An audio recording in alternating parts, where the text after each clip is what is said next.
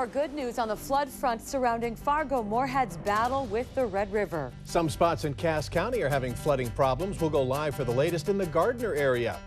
After years of going in one direction, downtown Fargo is gearing up for a change. What it will take to convert one-ways into two-way streets. This is Valley News Live at 6 on KVLY. Now in high definition. Absolutely. It can be frustrating, but at the same time, it's way better to be prepared than to have the crest rise and not be prepared for that. That's Fargo City Engineer April Walker reacting to yet another lowering of the projected crest for the Red through Fargo Moorhead. Thanks for joining us tonight. Well, let's begin with a chart showing how the Weather Service now expects the river's rise in the coming days. The key part of this is Wednesday at about 35.5 feet. It's down from 37-foot prediction issued just yesterday.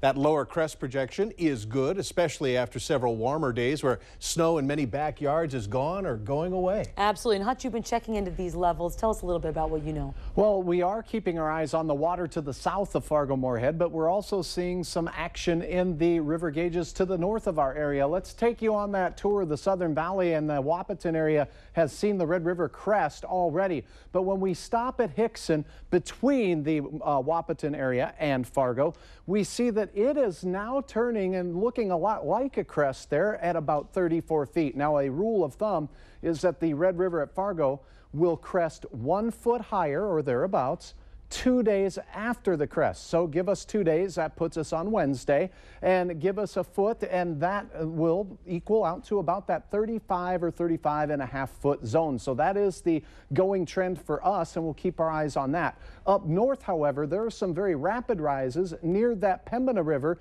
at both Netchie and Walhalla, where it's rising at a rate of about 11 to 12 inches per hour. So some rapid moving water through your neck of the woods. Now, the crest forecasts are starting to come in for the Northern Valley. We're keeping our eyes on those. There isn't any one site that looks to be outstanding or record-setting. It's just a lot of water hitting the river valleys right now. The radar shows we have even more water falling from the skies, and the Devil's Lake Basin will have an idea of how this will impact your flood forecast in a moment. All right, Hutch, thank you. So what happens to those hundreds of thousands of sandbags that volunteers spent weeks out there filling? They'll be put into storage. In 2011, 80% of those unused sandbags were salvaged. Some pallets disintegrated and the city had to throw those bags out. But Deputy Mayor Tim Mahoney says the bags will be stacked differently this time, and they should keep for about 2 to 3 years. Well, crews were busy this afternoon working to protect a key bridge connecting Oakport Township to North Fargo. Tree debris is being removed that has been collecting since the North Broadway Bridge went underwater this weekend. Oakport Township leaders say this helps prevent damage to the bridge and improve the flow of the river through that area of town. The township also plugged some culverts and shut gated drainage structures just in case the river rises above its forecasted level. The lower river level predictions are great, but there's still some flooding trouble for some people in Cass County. Valley News Team's Jennifer Titus joins us live from the Red River with more on this story. Jen? Mike, good evening. As you can see behind me, the Red River has risen dramatically over the past couple of days, causing some tough times for homeowners near Gardner, North Dakota, who now have some unwanted riverfront property. So this water here just came up yesterday morning? Yep. It was just barely going over the road. Gerald Swenson has seen the Red at its worst. This road is all underwater too. In 2009, this was an aerial shot of his property. So we were off right here. Surrounded by water. We just sandbagged the road here last year. This year, the water may not be as high, but it's still causing some trouble. We'll be underwater here, and we go about 2 miles in a boat. We all go up to the North Church. A levee surrounds his home that he's lived in all of his life. Oh yeah, I bring my boat right up to the top of the dike. And he says, although the water's been high, he's always been able to keep his home dry. It was right up to the edge of the road here 3 years ago. Gerald says he's used to watching the water around his property, and that's why he placed this shovel here. He says in the past 12 hours, the water's already gone up about 10 inches. This is way down this year. But for his neighbor, he can't get out for quite a while. The Red River has barricaded him in. Right now, I think he's stranded down there. Swenson says that usually goes underwater. He's getting used to a view like this. Dike is held good.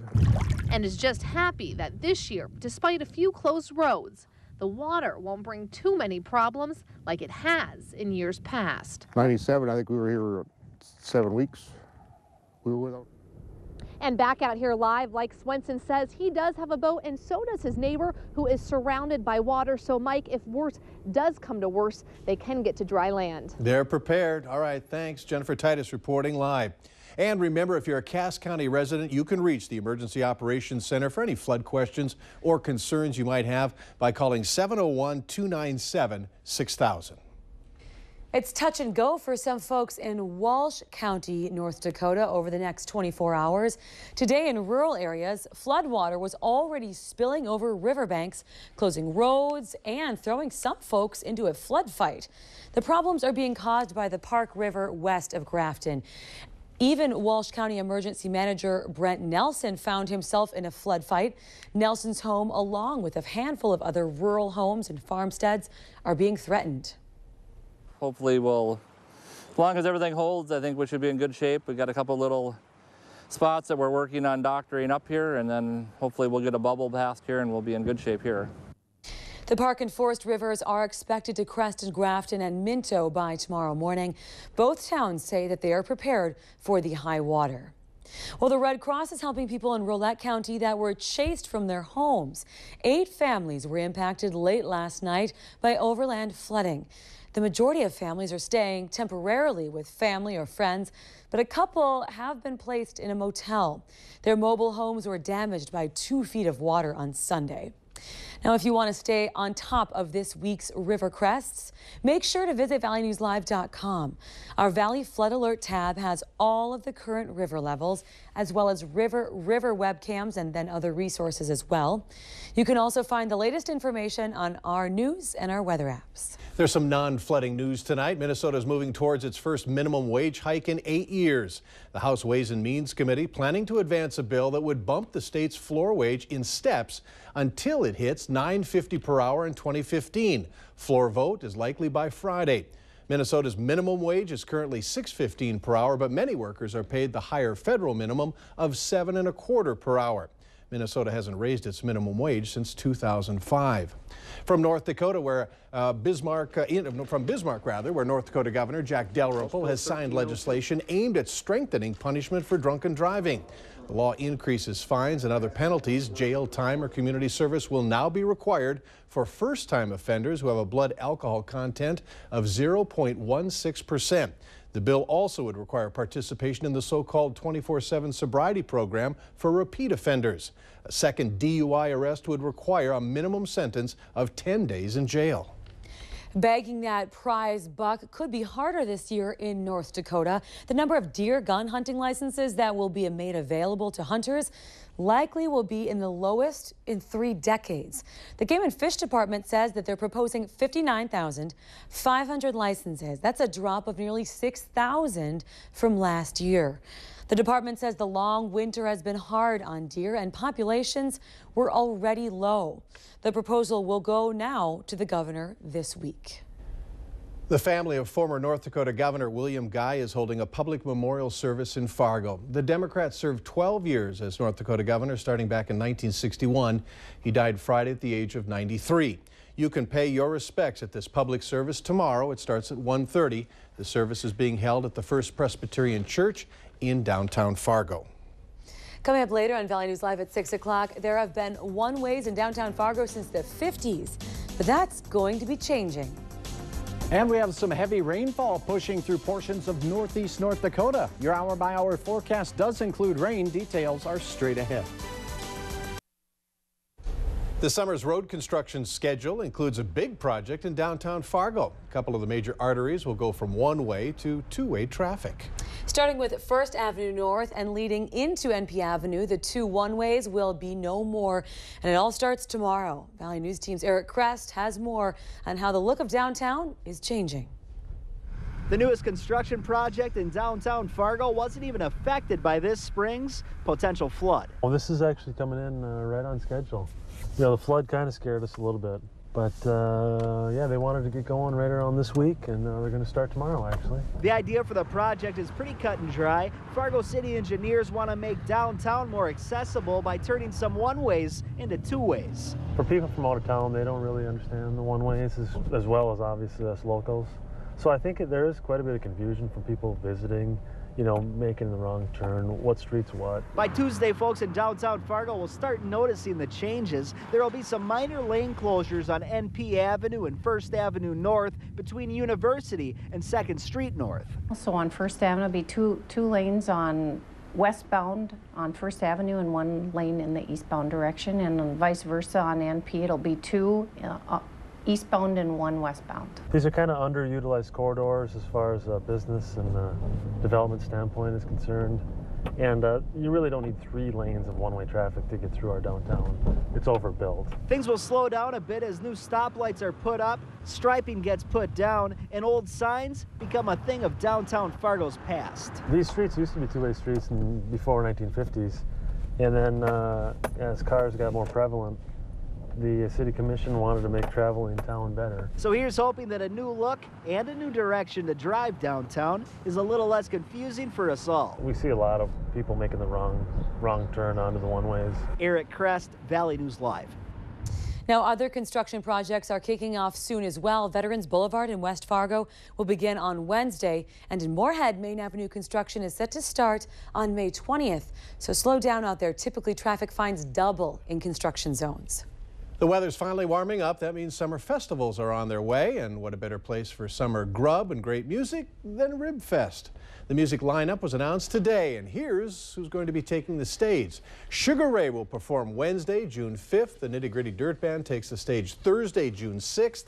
Blue Oyster Cult is Friday, June 7th, and Gloriana closes out the festivities on Friday, June 8th. Concert times will be announced at a later date.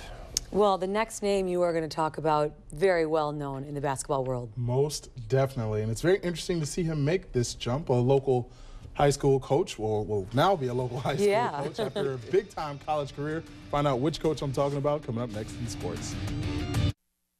Tonight on Valley News Live, 10 at 10, being able to bond with your newborn even if they require extended hospital care. How new technology is helping one of the greatest joys of parenting. But first, on 6:30 Point of View on KXJB, dramatic changes being considered for North Dakota's higher education system. Chris Berg explains what emerged this past weekend with the chancellor and the college presidents. If you need help uncovering fraud and corruption in your community, call our whistleblower hotline. We'll do our best to get to the bottom of it. If you discover something suspicious, call 701-237-6576 and leave your tip. From there, a member of our investigative team will get on the case. All right, we have some heavy rain taking place in northeastern portions of North Dakota, specifically the Devil's Lake Basin. This is all drifting north and east towards the Walhalla area and towards Cavalier and Pembina as well. And as we zoom out, we have mild temperatures down to the south, 70 in Fergus Falls. Our rain chance in the Southern Valley comes overnight. Tomorrow, wind for everybody, and we want to let you know it's going to be from the west and northwest. That's going to cause some wave action on our dikes, so be a little vigilant there, keeping your eyes on their impact. And take it easy on the roads, too. I mean, we are telling everyone that it's a better situation with regard to our cresting, but there's still a lot of water out there. There is. And if you're in the wrong place at the wrong time, you got to keep your eyes out for it. You do. Have a great night, everyone.